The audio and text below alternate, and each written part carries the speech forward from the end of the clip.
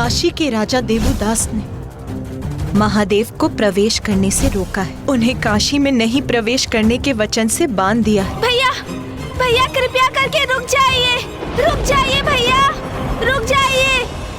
भैया, भैया तो ना ही सुन रहे हैं और ना ही रुक रहे हैं।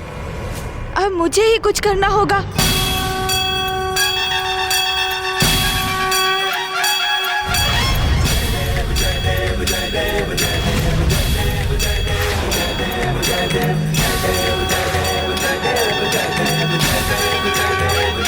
भैया रुक जाइए, कृपया कर रुक जाइए। आज उस देवोदास को उचित पाठ सिखाने से कोई नहीं रोकेगा मुझे। तुम भी नहीं। हट जाओ मेरे मार्ग से।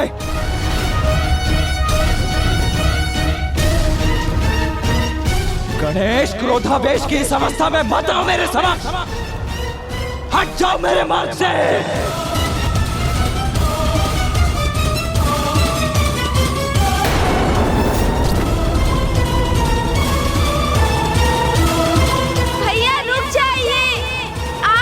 देवोदास को क्षति नहीं पहुंचा सकते। ये माता का आदेश है भैया।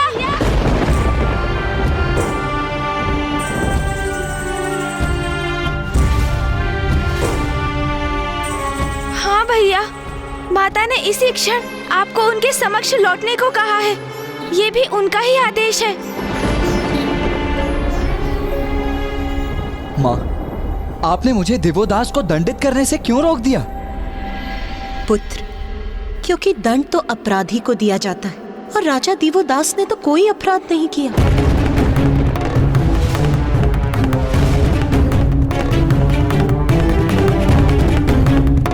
किंतु माँ, राजा देवोदास के कारण ही तो पिताश्री को काशी और आपके अंश को यहाँ अकेले छोड़कर जाने पर विवश होना पड़ा था। फिर आप उसके अपराध को नकार क्यों रही हैं? पुत्र, क्योंकि राजा देवोदास तो भक्त शिरोमणि है, भक्त प्रहलाद के ही समान, भक्ति के महान उदाहरण है वो कैसे माता? पुत्र, मुझे ज्ञात है तुम अत्यंत व्यथित और क्रुद्ध हो, किंतु आवेग में आकर कुछ भी करने के पूर्व तुम्हें इस घटना के दोनों पक्षों को ज्ञात करना आवश्यक है। अभी तो तुम्हें केवल इतना ही ज्ञात है कि राजा देवोदास के कारण तुम्हारे पिताश्री को काशी का त्याग करना पड़ा, किंतु वो ये करने के लिए क्यों प्रेरित हुए, ये तुम्हें कहाँ ज्ञात है पुत्र? तो मुझे समझाने की कृपा कीजिए माँ, क्योंकि जितना मुझे ज्ञात है उसके अनुसार तो देवोदास आपका और पिताश्री का बहुत बड़ा अपराधी है। तो फिर सुनो पुत्र, मनुकुल में उत्पन्न राजा देवोदास पूर्व में राजा रिपुंजय के नाम से प्रसिद्ध थे। एक कर्तव्यनिष्ठ और न्याय प्रिय राजा होने के साथ साथ वो ब्रह्मदेव के भी बहुत बड़े भक्त थे। ओम ब्रह्मदेवाय नमः, ओम ब्रह्मदेवाय नमः। ब्रह्मदेव के प्रति इतनी निष्ठा और भक्ति थी राजा निपुंजय के मन में कि बिना किसी वरदान की अपेक्षा किए उन्होंने ब्रह्मदेव की घोर तपस्या की। ओम ब्रह्मदेवाय नमः, ओम ब्रह्मदेवाय नमः, ओम ब्रह्मदेवाय नमः, ओम ब्रह्मदेवाय नमः, ओम ब्रह्मदेवाय नमः, ओम ब्रह्मदेवाय नमः, ओम ब्रह्मदेवाय नमः, ओम ब्रह्मदेवाय नमः। नाथपुत्र रिपुंजय तो आपकी इतनी घोर तपस्या में लीन है कि मैं उसके स्वर से उसको होने वाले अपार कष्ट का अनुमान लगा सकती हूँ, किंतु वो स्वयं उस पीड़ा के आभास से अनभिज्ञ है। अब मुझे अपने भक्त रिपुंजय को कष्ट से मुक्ति दिलाने, उसका तप समाप्त कराने और उसको वरदान देने जाना ही होगा। ओम ब्रह्मदेवाय नमः।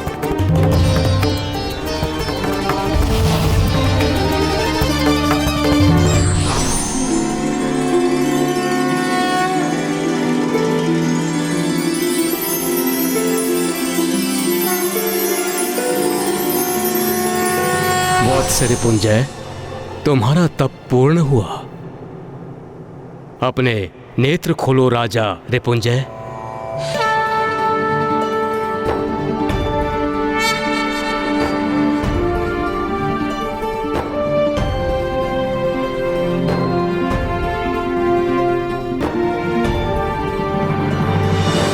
पुत्र रिपुंजय, मैं तुम्हारे तप से प्रसन्न हुआ।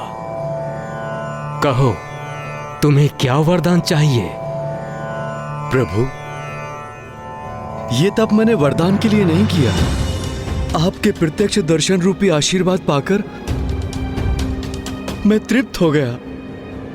आप मेरे तप से प्रसन्न हुए प्रभु।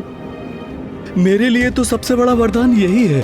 पुत्र रिपुंजय, तुम एक आदर्श राजा हो, न्याय प्रिय हो, धर्मनिष्ठ हो। संसार को तुम्हारे जैसे राजा की आवश्यकता है। तो आज से तुम वनों, पर्वतों, सागरों और समस्त वसुंधरा की देखरेख करो। तुम्हारे धर्मनिष्ठ राज्य से प्रभावित होकर सभी देवता तुम पर सदैव अपने आशीर्वाद की वर्षा करते रहेंगे। नागराज वासुकी तुम्हें अपनी पुत्री अनंग मोहिनी का हाथ प्रस्तुत करेंगे। तुम उसे अपनी धर्म पत्नी के रूप में स्वीकार करो और समस्त संसार पर राज्य करो। देवोदशयंती युत्पत्ति के अनुसार आज से मैं तुम्हारा नवीन नाम देवोदास भी देता हूँ। प्रभु, प्रभु, आपकी आज्ञा का पालन करना तो मेरा परम सौभाग्य होगा, किंतु मैं अपनी राजधानी कहाँ स्थापित करूं? वत्स देवोदास, तुम धर्माचरण पर अड़िग रहने वाले पराक्रमी राजा हो। तुम्हारा राज्य तुम्हारे प्रति धर्म की अटूट निष्ठा पर ही आधारित होगा। तुम्हारे राज्य में देवताओं की सहायता से संसार में समृद्धि रहेगी। चहुं दिशाओं में शांति, प्रसन्नता और धर्म के प्रकाश का विस्तार होगा। इसलिए तुम्हें तो ऐसे स्थान पर स्थित होकर राज्य करना चाहिए जो तुम्हारे धर्मोचित राज्य के परम प्रतीक के समान हो। मैं तुम्हें वरदान देता हूँ कि तुम काशी में स्थित होकर संसार के राजकाज का कार्यभार संभालोगे।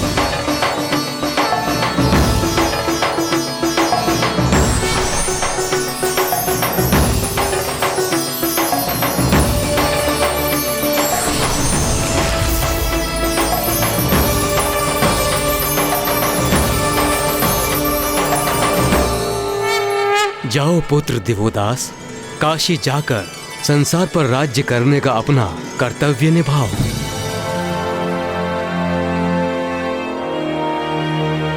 क्या हुआ पुत्र? तुम्हारे मुख पर यह संकोच कैसा? क्या तुम दिए हुए वरदान से प्रसन्न नहीं हो?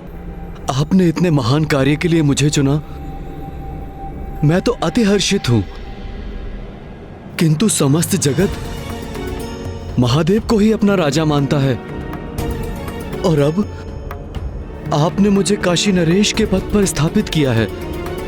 प्रभु, आपके दिए कर्तव्य का निर्वहन तो मैं तभी कर सकूंगा जब महादेव काशी का पूर्ण रूप से परित्याग करने की कृपा करेंगे।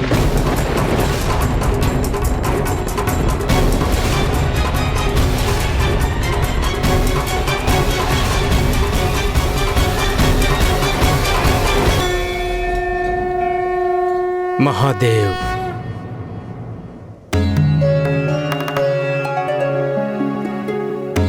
ब्रह्मदेव, क्या हुआ? आप इतने चिंतित क्यों हैं? महादेव, मेरी चिंता बड़ी विकट है। उसके निवारण हेतु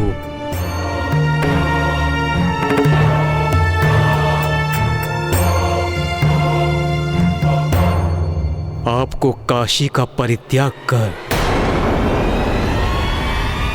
यहां से प्रस्थान करना होगा।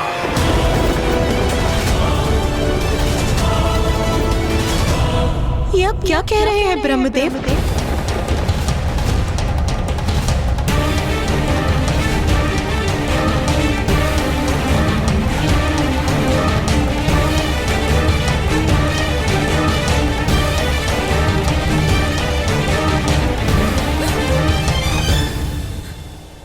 मैंने उचित सुना कि आपने मेरे स्वामी को, महादेव को, काशी से प्रस्थान करने के लिए कहा? क्यों किया आपने ऐसा ब्रह्मदेव? महादेव को काशी का परित्याग करना पड़ेगा? ये तुम क्या कह रहे हो वत्स? प्रभु, एक राज्य के दो राजा कैसे हो सकते हैं? इसलिए काशी का भी तो एक ही राजा हो सकता है। धर्म के अनुसार यही उचित है। और यदि हम धर्म का पालन नहीं करते तो प्रभु आप पर असत्य का दोष लगेगा, जो मैं कदापि स्वीकार नहीं कर सकता। प्रभु, मुझे ज्ञात है कि आपके द्वारा दिए गए वरदान से आपके समक्ष कठिन स्थिति उत्पन्न हो गई है। यदि आप चाहें तो कि मैं काशी नरेश के पद ग्रहण करने के प्रस्ताव से पीछे हट जाऊं? नहीं वत्स, मैं तुम्हें वरदान दे चुका हूं और वरदान को लौटाना संभव नहीं है। कदापि नहीं।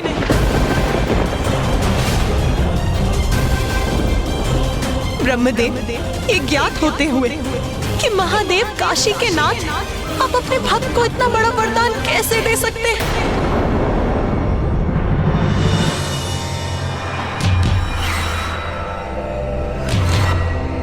उमा, ब्रह्मदेव ने तो अपने भक्त को उसके तप के फलस्वरूप वरदान दिया था। मैं काशी छोड़ने के लिए विवश हो जाऊं, इसलिए नहीं। मैं स्वयं जाकर राजा दिवोदास से संवाद कर इस उलझन का उचित निदान ढूंढ लूंगा।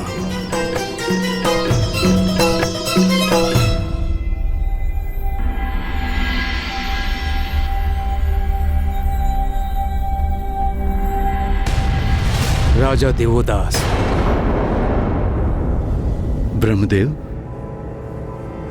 प्रभु, आपके मुख की वेदना से स्पष्ट हो रहा है कि आप ये कठिन संवाद महादेव से कर चुके हैं। किंतु प्रभु, हम सबका भला इसी में है और मुझे पूरा विश्वास है कि महादेव भी इस बात को अवश्य समझेंगे। क्या अवश्य समझूंगा मैं?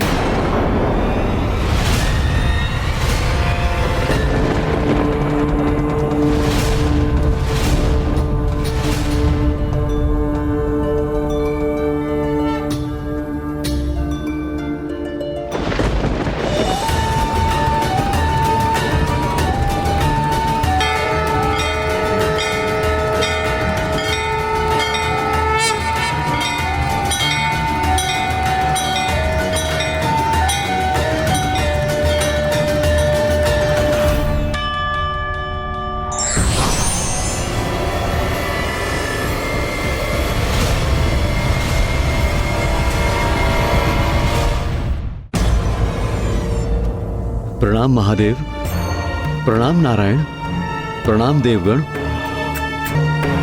महादेव, आप अवश्य समझ गए होंगे कि ये स्थिति मेरे लिए कितनी विकट है। विकट तो अवश्य है देवदास, ये तो तुम्हारे लिए नहीं, स्थिति अब हमारे लिए विकट हो गई। ब्रह्मदेव ने तुम्हें उंगली के आदि पकड़ने के लिए तुमने तो आगे बढ़कर उनका संपूर्ण हाथ ही पकड़ लिया। वाह देवदास वाह, आज तक हम सबको ये विश्वास था कि तुम एक नेक और सदाचारी मनुष्य हो, किंतु वो भ्रांति थी हमारी। तुम तो सत्ता लोलुप प्रमाणित हुए। सुनो दिवोदास, तुम अपनी मर्यादा भंग कर रहे हो। महादेव काशी का परित्याग करें, ये सुझाव भी देने का दुस्साहस कैसे किया तुमने? मात्र एक तुच्छ राजा होकर तुम ये निर्धारित कैसे कर सकते हो कि काशी में रहने की अनुमति किसे है और किसे नहीं? महादेव काशी के नाथ हैं, वो यहां से कहीं नहीं जाएंगे। अपितु तुमको यहां से प्रस्थान करना होगा देवदास। तुमने उचित नहीं किया देवदास। महादेव जो जगत पिता है, तुमने उन्हीं को उनका निवास छोड़ने के लिए कह दिया। मैं तो बस इतना सुनिश्चित करने का प्रयत्न कर रहा हूं नारायण कि मेरे आराध्य ब्रह्मदेव पर धर्म भंग करने के पाप का कलंक न लगे। मेरे तप से प्रसन्न होकर मेरे द्वारा कोई वरदान मांगे बिना ही संसार के हित में उन्होंने उस शासन की बागडोर सौंप दी, और इसी क्रम में उन्होंने मुझे काशी से इस कर्तव्य के निर्वाह करने का आदेश दिया, जिसके लिए मेरा काशी नरेश घोषित होना अति आवश्यक है और यही धर्म के अनुरूप है। इसीलिए तो मैं मात्र ब्रह्मदेव के दिए हुए वरदान को ही सार्थक करने का प्रयत्न कर रहा हूं। महादेव, यदि आपकी अनुमति हो तो मैं इस कथन को और भी स्पष्ट करने हेतु आपसे कुछ और प्रश्न पूछूं? अवश्य पूछो दिवोदास।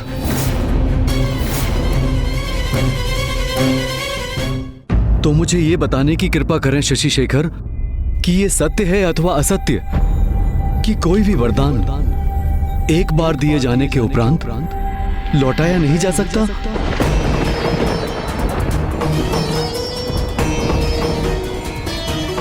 सत्य है। तो फिर ये सत्य है कि असत्य?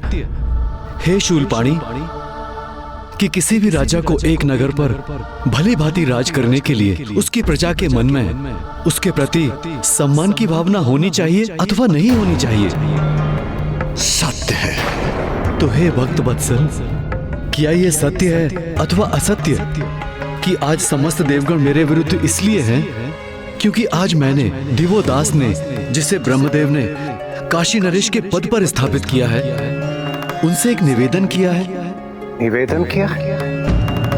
देवदास, तुम्हें निवेदन का अर्थ भी ज्ञात है?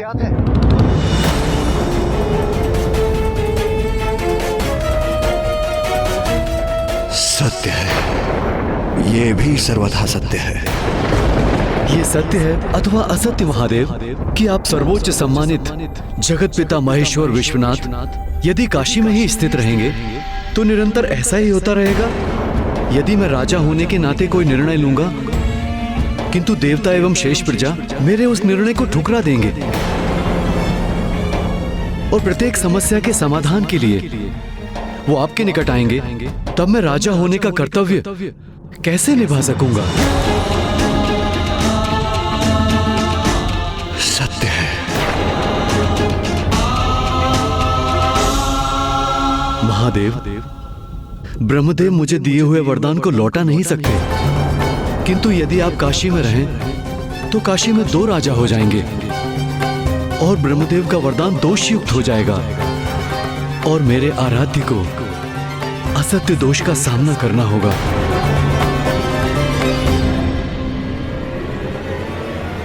ब्रह्मदेव के वचन का मान रखने की कृपा कीजिए महादेव।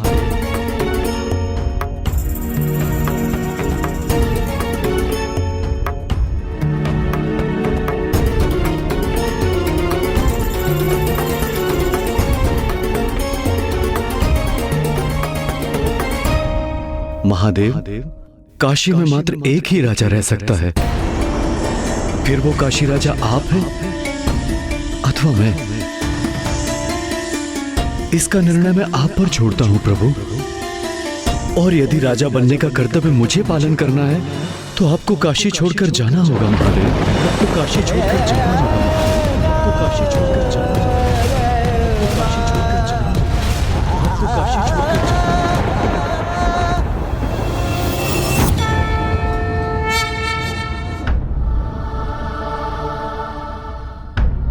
स्वामी, स्वामी लौट आए।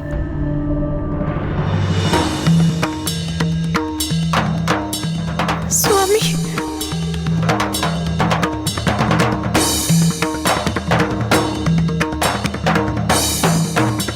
स्वामी, इस समस्या का निदान हो गया ना? दिवोदास समझ गया ना? समझ ही गया होगा। मुझे तो पूर्व ही ज्ञात था ये तो मात्र एक भूल है। आप उसे अपनी तर्क शक्ति से उसकी भूल समझा ही देंगे, सब उचित हो जाएगा। ब्रह्मदेव मुझे दिए हुए वरदान को लौटा नहीं सकते, किंतु यदि आप काशी में रहें तो काशी में 2 राजा हो जाएंगे और ब्रह्मदेव का वरदान दोषयुक्त हो जाएगा। और यदि राजा बनने का कर्तव्य मुझे पालन करना है तो आपको काशी छोड़कर जाना होगा महादेव। उमा, मुझे काशी छोड़कर जाना होगा। मुझे काशी छोड़कर जाना होगा।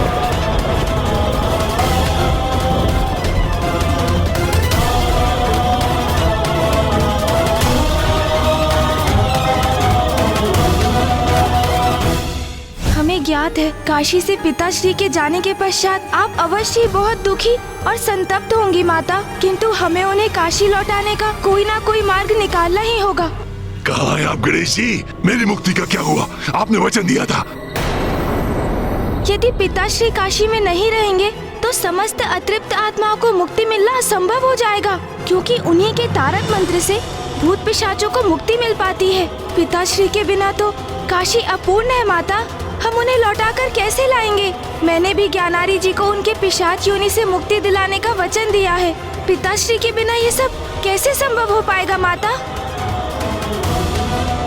ब्रह्मदेव द्वारा वरदान प्राप्त कर चुके काशी के नवीन सम्राट दिवोदास ने उनके समक्ष अपना तर्क सदक पक्ष रखा, तो फिर स्वामी ने भी निश्चय कर लिया। उमा, मुझे काशी छोड़कर जाना होगा।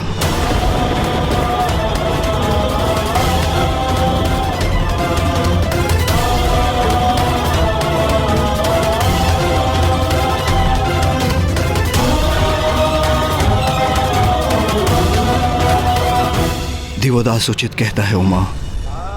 ब्रह्मदेव ने उन्हें वचन दिया है, उनके वचन का मान तो मुझे किसी भी अवस्था में रखना होगा। उचित है नाथ, मैं भी आपके साथ चलूंगी। हम कैलाश लौट चलेंगे। चलिए स्वामी। नहीं उमा, आप जगत माता हैं, स्वयं प्रकृति हैं। आपके बिना संसार का भरण पोषण असंभव है। देवताओं के अभाव में संसार की रक्षा हेतु आपका यहां उपस्थित रहना अति आवश्यक है। मुझे काशी छोड़कर जाना होगा। आपको अपने निवास, अपने स्थान पर दृष्टि बनाए रखने के लिए यहां रहना आवश्यक है।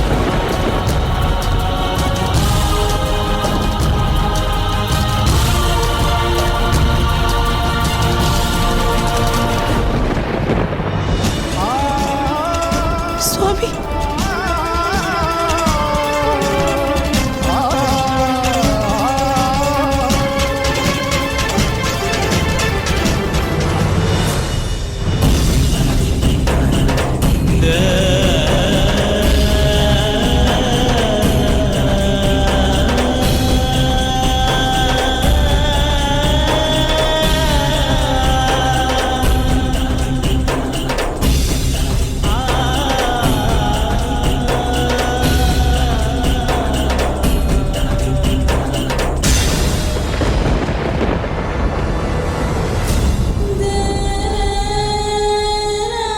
ब्रह्मदेव ने उन्हें वचन दिया है, उनके वचन का मान तो मुझे किसी भी अवस्था में रखना होगा। मुझे काशी छोड़कर जाना होगा।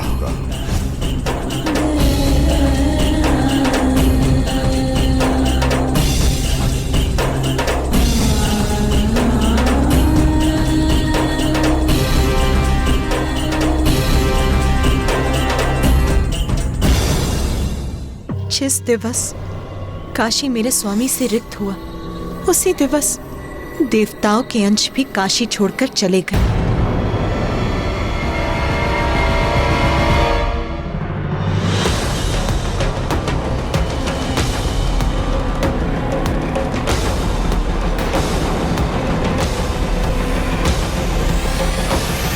ये मुझसे कैसा अनर्थ हो गया महादेव। मेरे वरदान का मान रखने हेतु आप अपनी प्रिय काशी के साथ साथ देवी आदि शक्ति को भी छोड़कर जाने के लिए विवश हो गए हैं, और इसी कारण अन्य देवताओं के अंश भी जिनका वास काशी में था वो भी अपने स्थान से रिक्त हो गए।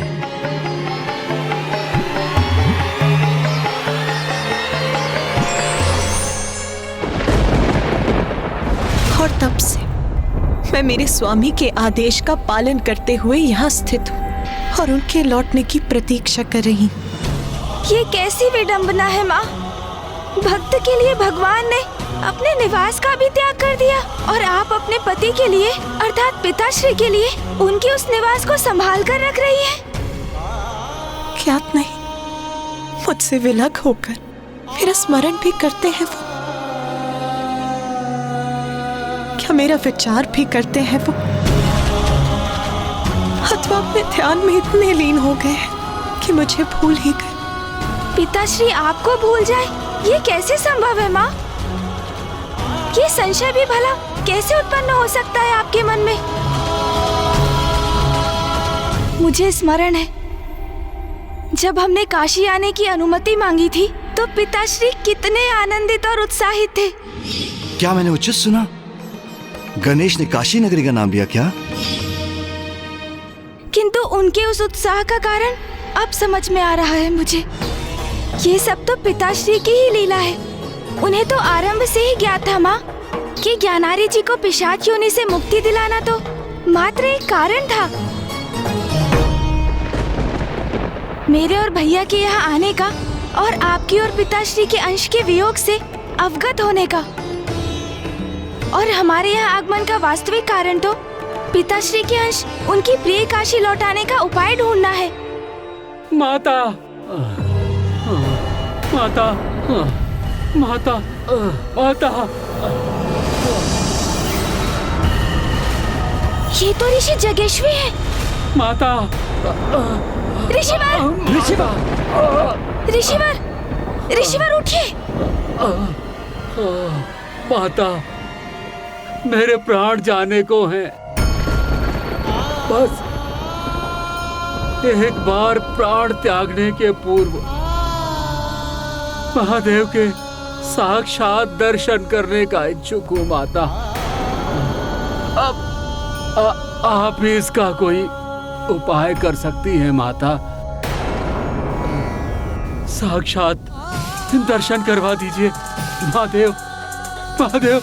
ऋषिवर स्वयं को संभालिए। गणेश, जल लेकर आओ। हाँ भैया, अभी लाया। महादेव। गणेश, शीघ्रता करो। ऋषिवर। हाँ भैया, ये लीजिए जल, ये लीजिए ऋषिवर, जल ग्रहण कीजिए। ऋषिवर लीजिए, लीजिए जल ग्रहण कीजिए।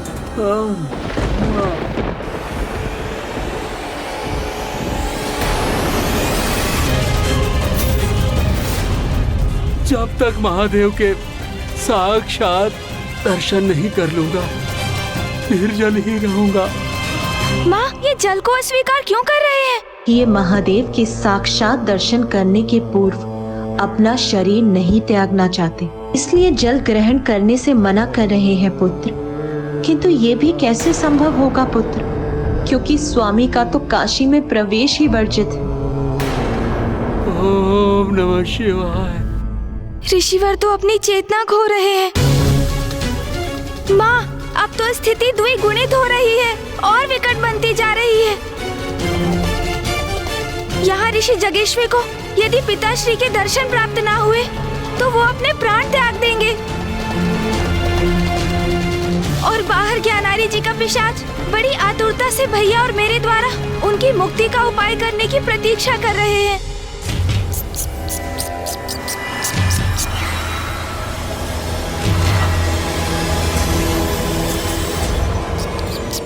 और आप भी यहाँ एकाकी इतने समय से पिताश्री के अंश की प्रतीक्षा में व्याकुल है माँ। माँ, आपकी पीड़ा दूर करने के लिए हमें सर्वप्रथम पिताश्री को काशी लौटा कर लाना होगा। तत्पश्चात हम दूसरी समस्याओं का भी शीघ्र समाधान कर लेंगे। पुत्र कार्तिकेय, पुत्र गणेश, ये समय मेरी व्यथा पर विचार करने का नहीं है। इस समय तुम्हारे लिए तुम्हारा कर्तव्य ही सर्वोपरि है। पुत्र, ज्ञानरी का पिशाच ही तुम्हें काशी लेकर आया है, इसीलिए सर्वप्रथम तुम्हें उसी की समस्या का निवारण करना चाहिए, उसे मुक्ति दिलाने का उपाय करना चाहिए पुत्र। किंतु माँ, हम तो कितने समय से इसी का प्रयास कर रहे हैं और बार बार उसमें विफलता ही प्राप्त हो रही है हमें।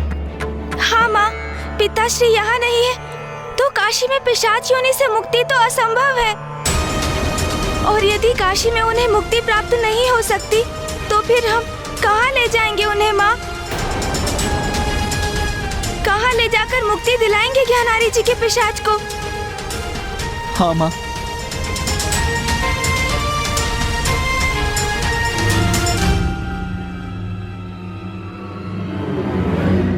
गया गया गया, उसे गया ले जाओ पुत्र, वहीं उसकी मुक्ति संभव है।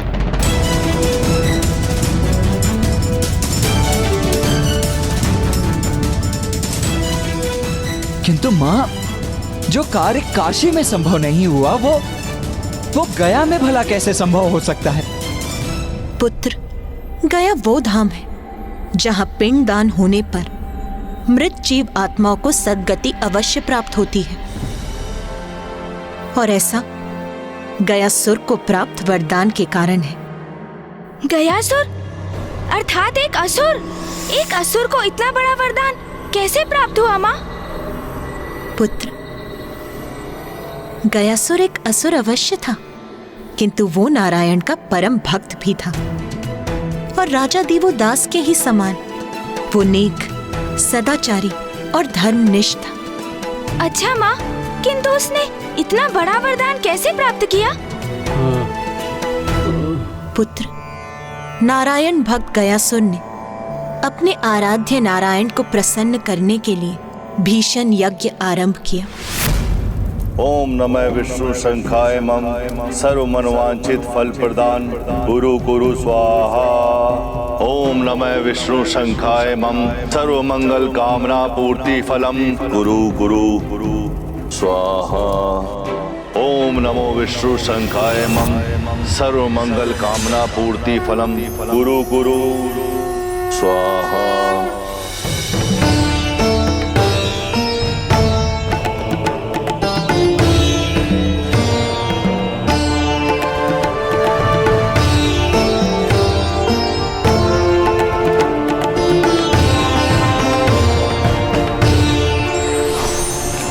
पुत्र गयासुर,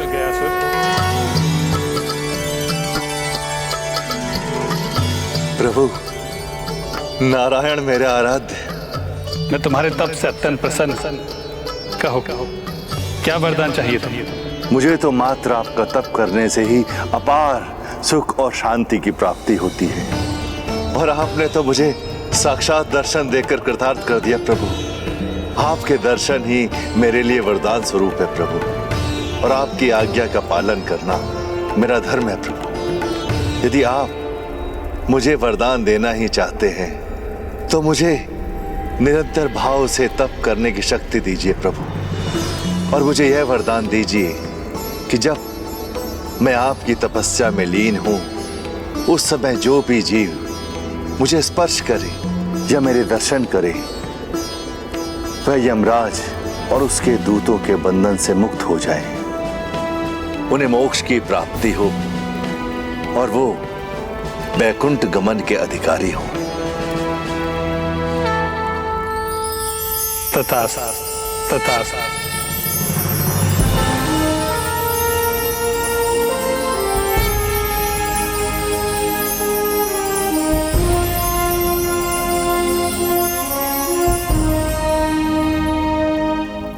आपके इस आशीर्वाद के लिए आपका कोटि कोटि धन्यवाद प्रभु। और इस प्रकार गयासुर के वर प्राप्ति से सृष्टि का संतुलन बिगड़ने लगा। दुर्जन अत्याचारी पुरुष पाप कर गयासुर का स्पर्श कर लेते थे और मोक्ष पाकर वैकुंठ पहुंच जाते थे। हम पापियों के साथ न्याय करने में, उनको दंडित करने में असमर्थ हैं प्रभु, और गयासुर के प्रभाव से पापी भी मोक्ष के अधिकारी बने हुए हैं, और अधिकतर जीव मोक्ष की प्राप्ति कर रहे हैं। इसलिए पुनर्जन्म का चक्र भी खंडित होता जा रहा है। यह अनर्थ कब तक होता रहेगा महाराज? आप यथाशीघ्र कुछ कीजिए, अन्यथा सृष्टि का घोर अनिष्ट हो जाएगा। मैं शीघ्र अतिशीघ्र इस चिंता को त्रिदेव के समक्ष रखूंगा। अब वही इसका कोई समाधान सुझाएंगे।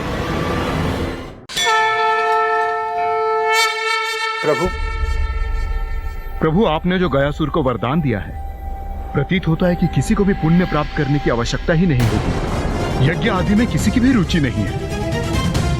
प्रभु, समस्त देवताओं का हविष्य आहार प्राप्त होना बंद हो गया। कुछ कीजिए प्रभु, सभी देवता निर्बल होते जा रहे हैं।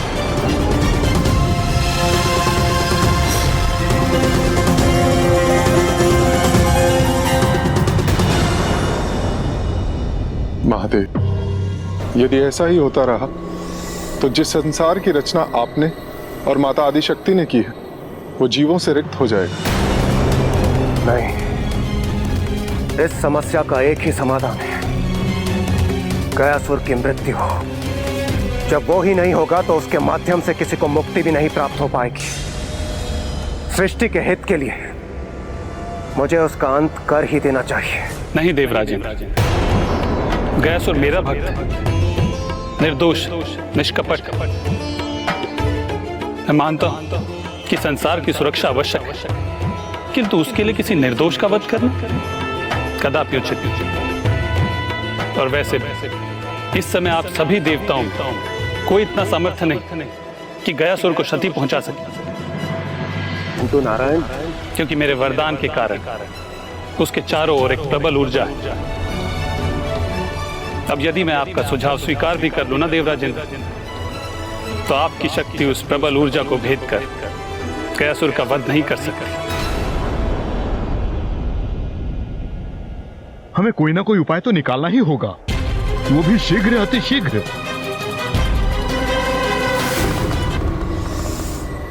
मेरे पास एक उपाय है।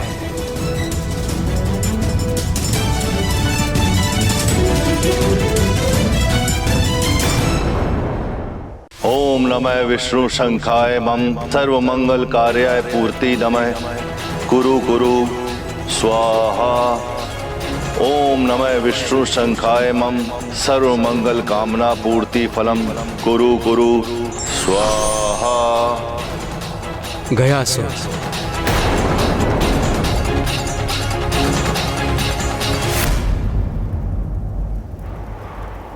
प्रणाम ब्रह्मदेव। मुझे ज्ञात है कि नारायण की तपस्या से ही तुम अति आनंदित हो। तुम्हें मुझसे अथवा किसी और से कोई वरदान नहीं चाहिए, किंतु मुझे तुमसे एक वरदान चाहिए। आप जो चाहे मांग ले ब्रह्मदेव। मैं तपस्या के मध्य जो भी मेरे वश में है वो वरदान देने के लिए प्रतिबद्ध हूं।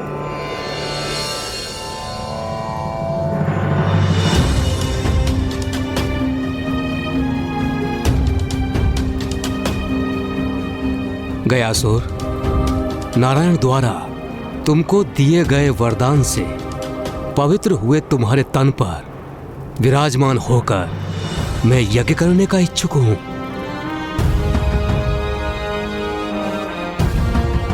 अवश्य प्रभु, यह तो मेरा सौभाग्य होगा।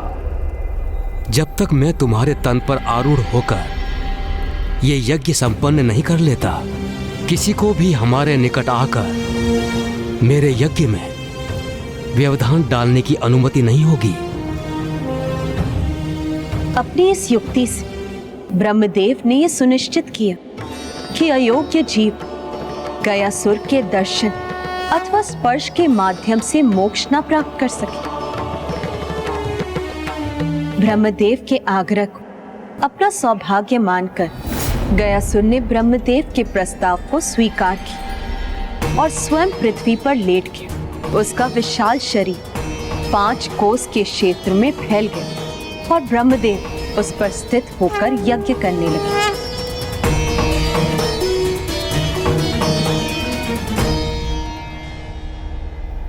ब्रह्मदेव अनंत काल के लिए गयासुर के तन पर बैठकर यज्ञ नहीं कर सकते।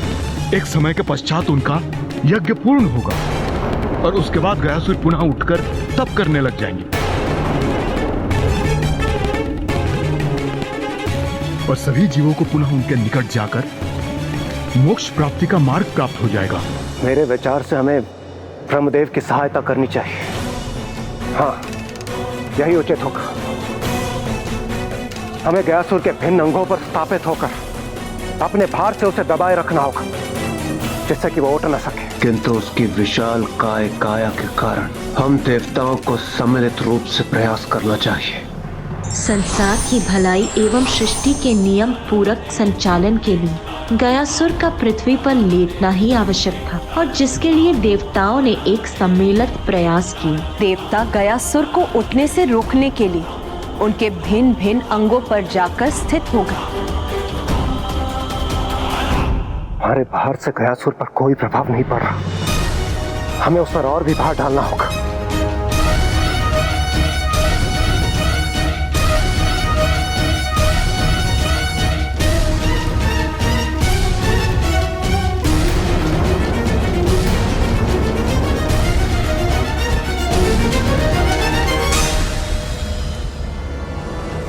हम सभी ने अपनी संपूर्ण शक्तियों का प्रयोग कर लिया, किंतु फिर भी हम गयासुर पर नियंत्रण पाने में असमर्थ हैं। इससे चिंतित सभी देवता महादेव का आवाहन करने लगे और अंततः महादेव उन सभी के समक्ष प्रकट हुए। गयासुर नारायण का परम भक्त है, इसलिए इतना बल उसमें नारायण की परम भक्ति से ही उत्पन्न हो रहा है। इसलिए आपकी समस्या का समाधान तो नारायण ही कर सकते हैं। इसलिए आप सभी नारायण का ही आह्वान कीजिए।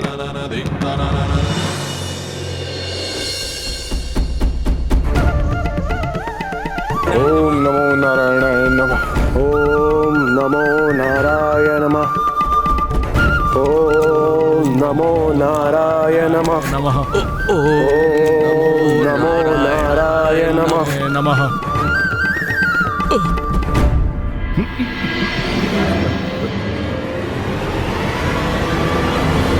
तो क्या माँ देवताओं के गुहार लगाने पर क्या मामा जी उनकी रक्षा के लिए प्रस्तुत हुए? गयासुर से संबंधित इस घटनाक्रम में प्रभु की कौन सी लीला नहीं थी? देवतागण गयासुर को भूमि पर स्थिर रखने का भरसक प्रयास तो कर रहे थे, किंतु समय गयासुर की असीम शक्ति के समक्ष पर्याप्त नहीं था। यज्ञ की पूर्ण आहुति करनी पड़ती है, इसलिए मुझे भी इस यज्ञ की समाप्ति करनी होगी। तथा सभी देवता महादेव की सहायता के लिए प्रार्थना करने लगे और अंततः महादेव प्रकट।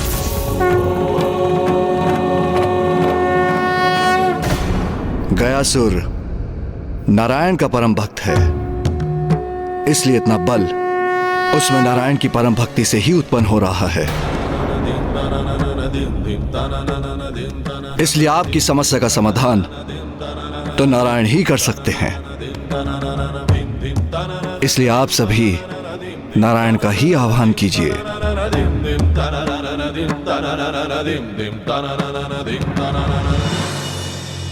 ओम नमो नारायणाय नमः। ओम नमो नारायण नमः। ओम नमो नारायण नमः। ओम नमो नारायण नमः।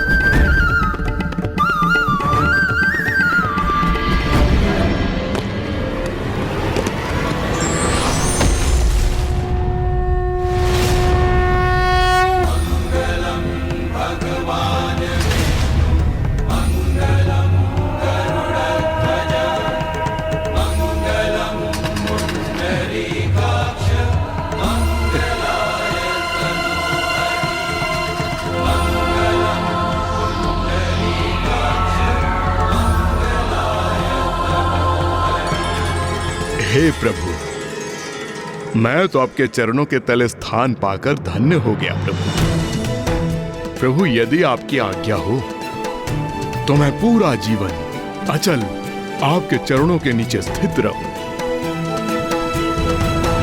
मैं तुम्हें आदेश देता हूं गयासुर कि तुम धरती में समा जाओ, ताकि कोई भी अपने पापों का प्रायश्चित किए बिना मात्र तुम्हारे निकट आकर मोक्ष न प्राप्त कर सके। प्रभु, मैं आपके आदेश का पालन अवश्य करूंगा।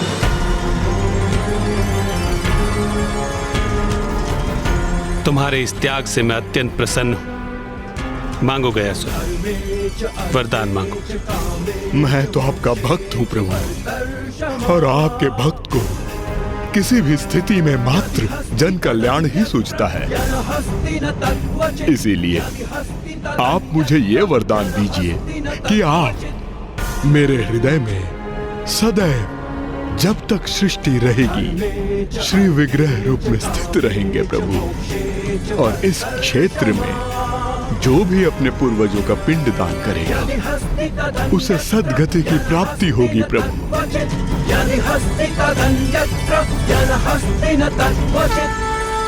तथास्तु तथास्तु तथास्तु।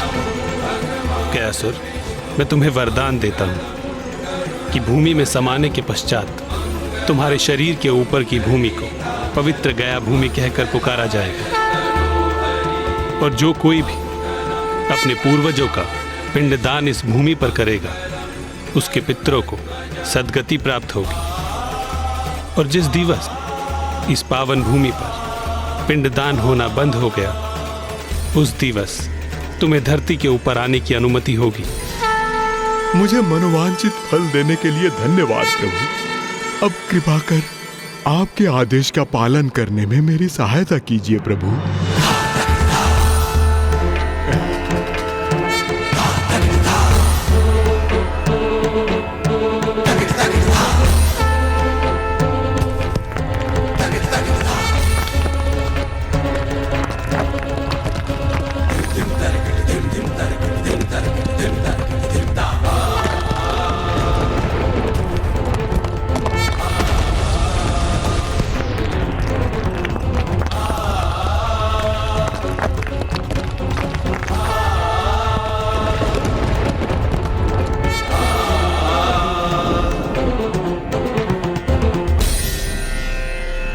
पुत्रों, ज्ञानरी के पिशाच और सुबोध को गया ले जाओ।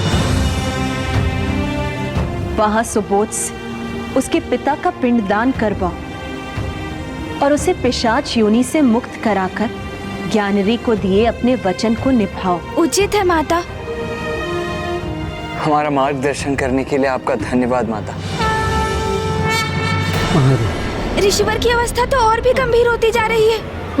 पानी माँ, ऋषि जगेश्वर तो अत्यंत रुग्ण अवस्था में प्रतीत हो रहे हैं। हाँ पुत्र, ऋषिवर की स्थिति तो बिगड़ती ही जा रही। यदि वो अन्न और जल से वंचित रहे तो शीघ्र ही उनका अंत हो जाएगा और अब उनके जीवन की मात्र 20 श्वासों की अवधि शेष। महादेव महादेव। माँ, यदि हम पिताश्री के काशी आगमन का उपाय नहीं कर सके तो हम सब ब्रह्म हत्या के दोष के भागी बनेंगे।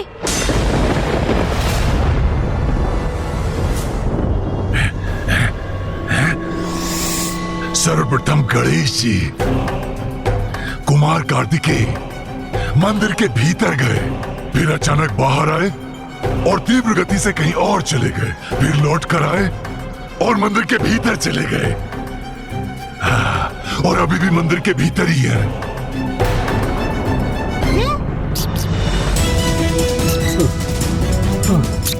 महादेव। वो देखिए, प्रभु आ गए।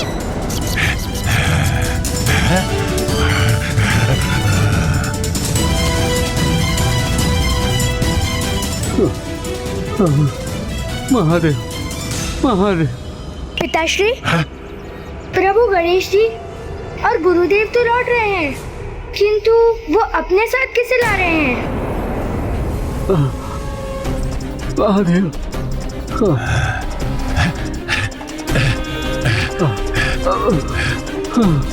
महादेव महादेव।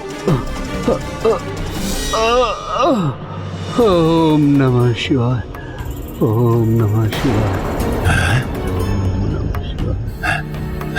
ओम नमः शिवाय। ओम नमः।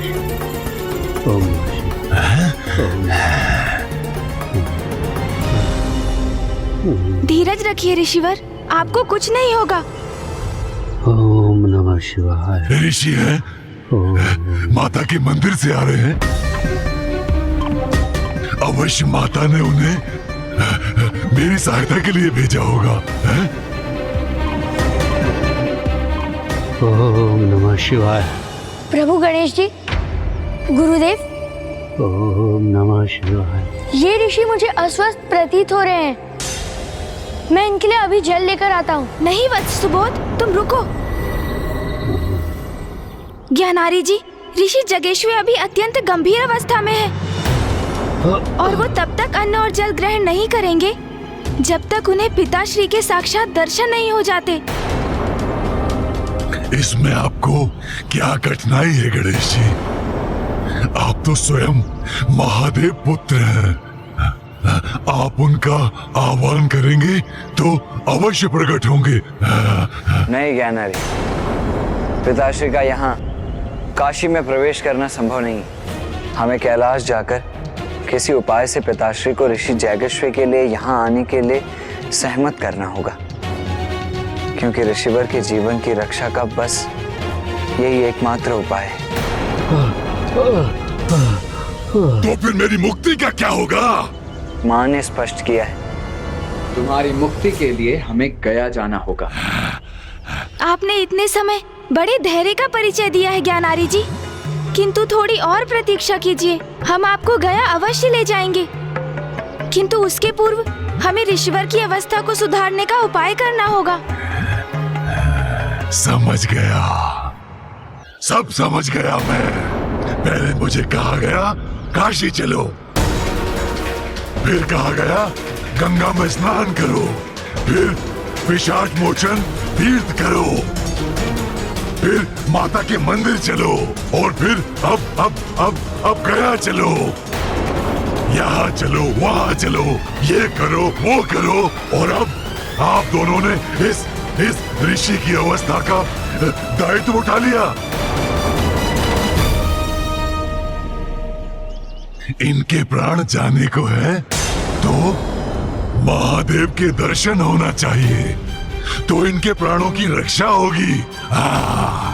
मैं तो पूर्व से ही मृत हूँ, और एक मृत पिशाच की समस्या इस जीवित ऋषि के कष्ट से कम महत्वपूर्ण है। मेरी समस्या से ऊपर मैं किसी की समस्या को स्वीकार नहीं करूंगा। ये ऋषि तो स्वयं अपने प्राण त्यागने को आतुर है, ये उनका आर्ट है, तो क्यों ना मैं ही उनकी सहायता कर दूं। मैं ही उनके प्राण ले लेता हूं। जब इनके प्राण ही शेष नहीं रहेंगे तो इनकी समस्या का स्वतः ही अंत हो जाएगा। अब इनकी आत्मा और मुझे दोनों को गया ले जाइएगा, और वहां हम दोनों का विधिवत श्राद्ध और पिंडदान करवा दीजिएगा। हम दोनों ही मुक्त हो जाएंगे।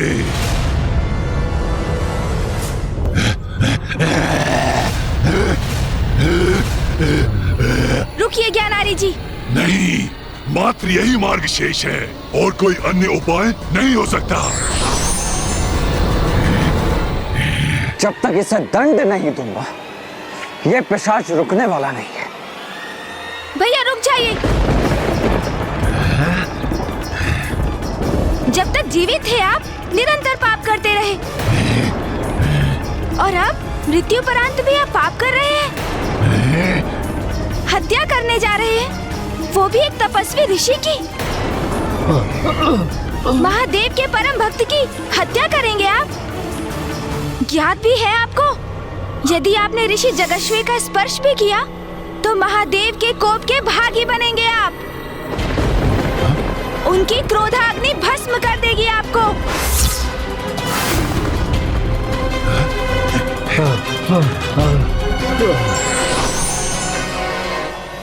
ये निराशा के प्रभाव में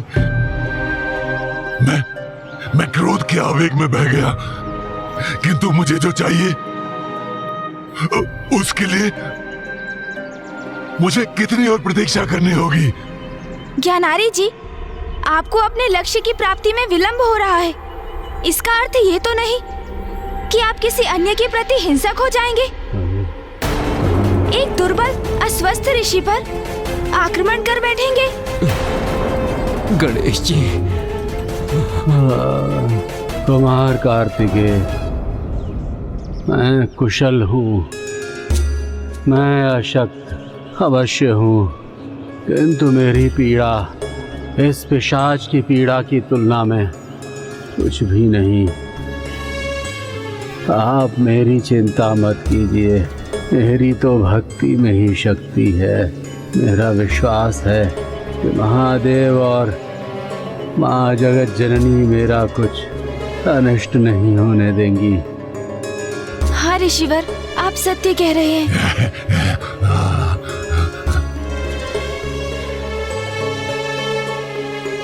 मूषक जी, प्रभु, आप यहीं रुकिए, ऋषिवर के निकट। कैसी आपकी आज्ञा प्रभु? हमें सर्वप्रथम अपना वचन निभाने गया जाना होगा।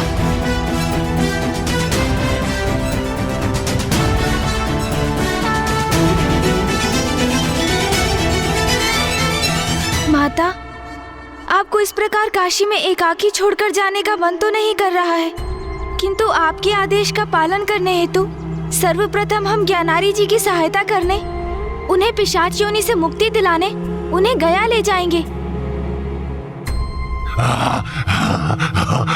हम ज्ञानारी जी को शीघ्र मुक्ति दिलाने का प्रयास करेंगे, जिससे शीघ्र यहाँ आकर आपको एवं पिताश्री को मिलाने का प्रयास कर सके। माँ, मैं भी बड़ी अधीरता से उसी दिवस की प्रतीक्षा कर रही हूँ पुत्र, जब स्वामी के अंश से पुनः मेरा संयोग होगा।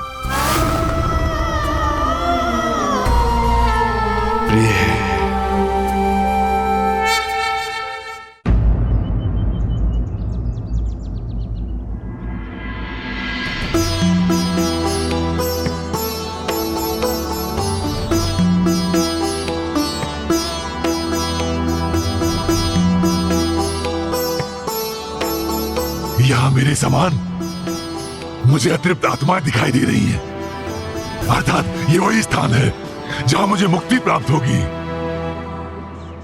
माता का सुझाव सर्वथा उचित था। हाँ।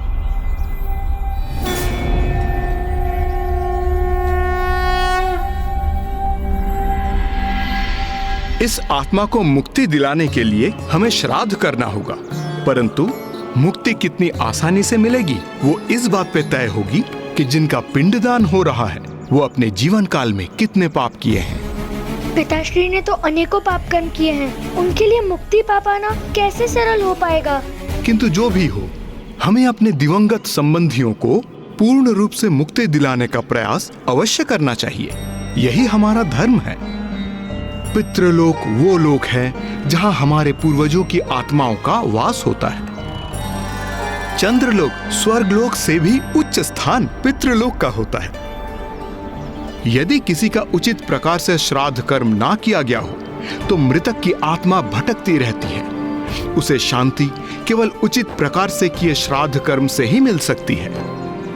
अर्थात क्या यहाँ मेरे पिता का श्राद्ध कर देने से उनकी आत्मा को सद्गति प्राप्त होगी? निस्संदेह। किंतु ब्राह्मण देवता, ये श्राद्ध कर्म होता क्या है? इस श्राद्ध का फल तुम्हारे पूर्वजों को मिलेगा। इसी से उन्हें शीघ्र मुक्ति पाने में सहायता मिलती है। इसमें 3 विधियां होती हैं: जलदान, पिंडदान और ब्राह्मण भोजन। जलदान के द्वारा उस आत्मा को जल प्रदान होता है, पिंडदान के द्वारा तृप्ति होती है और ब्राह्मण भोजन के द्वारा शेष पूर्ति होती है। अब हम पिंडदान से आरंभ करेंगे। किंतु ब्राह्मण देवता, ये पिंड क्या होता है? गणेश जी, मैं आपकी ये जिज्ञासा अवश्य शांत करूंगा। किसी भी गोलाकार वस्तु को पिंड कहते हैं। जथा पिंडे तथा ब्रह्मांडे, ये पूरा ब्रह्मांड ही पंच तत्वों जल, अग्नि, तेज, वायु और पवन से बना हुआ है। उन्हीं 5 तत्वों से अपना शरीर भी बना हुआ है। इसलिए पिंड ब्रह्मांड का प्रतीक है और ब्रह्मांड पिंड का।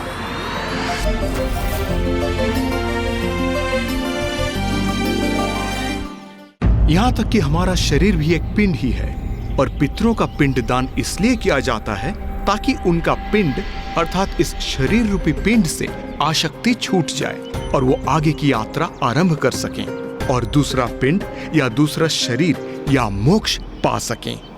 ब्राह्मण देव, हम पिंडदान का महत्व तो समझ गए, किंतु ये जल तर्पण क्यों आवश्यक है? मृत व्यक्ति की आत्मा को जल की बहुत प्यास होती है, किंतु उसे किसी भी जल के स्रोत के निकट जाने की अनुमति नहीं होती है। इसलिए उसके पुत्र द्वारा दिया गया जल उसकी प्यास बुझाता है और वही जल वो आत्मा ग्रहण करती है। इसलिए जल का तर्पण परम आवश्यक है।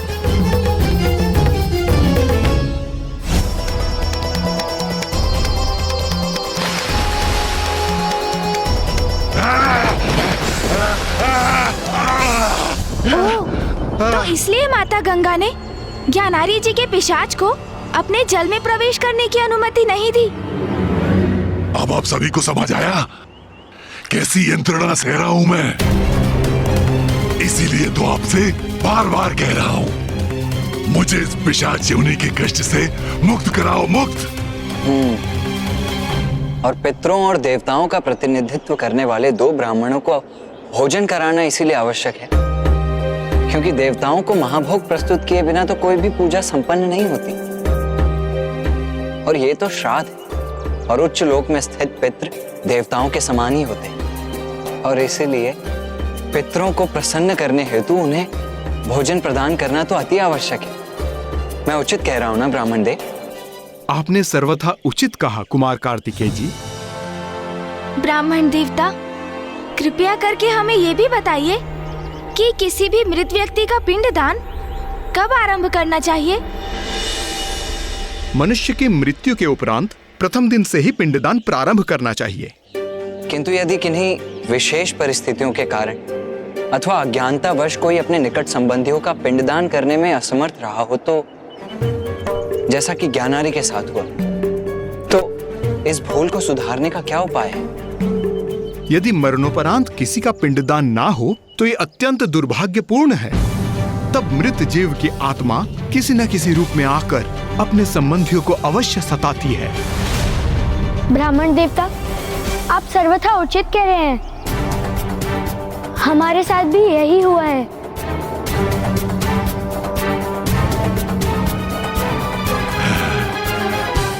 किंतु समस्या का निवारण भी संभव है। गया की पावन भूमि है वो समाधान। जिस आत्मा का पिंडदान मृत्यु के समय नहीं हो सका, उस आत्मा का पिंडदान इस गया में संभव हो सकता है और पिंडदान होते ही उस मृत शरीर की आत्मा का अपने मृत शरीर से मोह भंग हो जाएगा और उस पिंडदान के प्रभाव से उसे एक नवीन शरीर प्राप्त होगा, जिसके द्वारा वो उत्तम लोकों की यात्रा करेगी। नवीन शरीर अर्थात ब्राह्मण देवता? मृत्युपरांत प्रथम दिवस से जैसे ही पिंडदान की विधि आरंभ होती है, तभी प्रतिदिन उस आत्मा के लिए एक नवीन शरीर उत्पन्न होने लगता है और ये प्रक्रिया 10वें दिवस में जाकर समाप्त होती है। नवीन शरीर? तो क्या मुझे भी नवीन शरीर प्राप्त हो जाएगा? फिर मुझे मुक्ति पाने की क्या आवश्यकता है? इस नवीन शरीर को यातना शरीर कहते हैं। यातना शरीर? किंतु उसे यातना शरीर क्यों कहा जाता है ब्राह्मण देवता?